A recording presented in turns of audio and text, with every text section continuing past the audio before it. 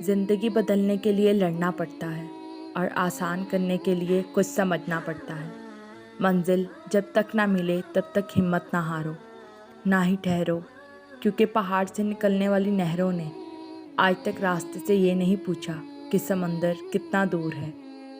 انسان کی زندگی میں صبر، شکر اور توکل اور دعا ان چیزوں کا بڑا درجہ ہے۔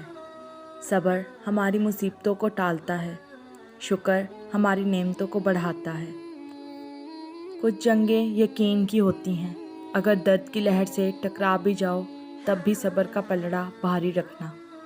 جسے تم بے بسی کہتی ہو وہی صبر کی وہ حد ہے جہاں فیصلے تمام ہوتے ہیں۔ کیا پتہ تمہیں آج ہی حساب کتاب کے بعد سرخرو کر دیا جائے، کیا پتہ عرش پر تمہاری فتح کی تیاری کی جا رہی ہو، کیا پتہ جسے تم مستقل شکست سمجھ رہی ہو وہ جیت کی پہلی منزل ہو، کیا پتہ تمہاری مستقل دعاؤں سے اللہ تمہاری تقدیر بدلنے پر راضی ہو جائے اور تمہاری دعاؤں کا رخ قبولیت کی طرف موڑ دے۔ جب اللہ خود قرآن میں فرماتا ہے کہ مجھے پکارو میں تمہاری پکار سنوں گا، تو بس یہ جنگ تو یقین کی ہے۔ اللہ تو اپنے بندے پر بہت مہربان ہے، وہ دعاؤں کو سننے اور قبول کرنے والا ہے۔ تو بس پھر تم کس انتظار میں ہو؟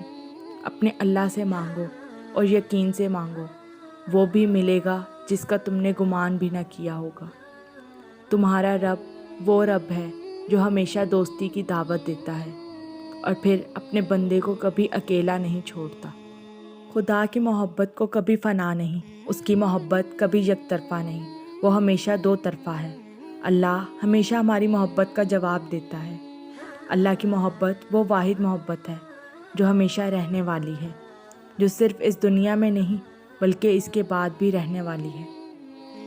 تم اس کی طرف ایک قدم بڑھاؤ گے، وہ تمہاری طرف دو قدم بڑھائے گا۔ تم اس کی طرف چل کر آؤ گے، وہ تمہاری طرف دوڑ کر آئے گا۔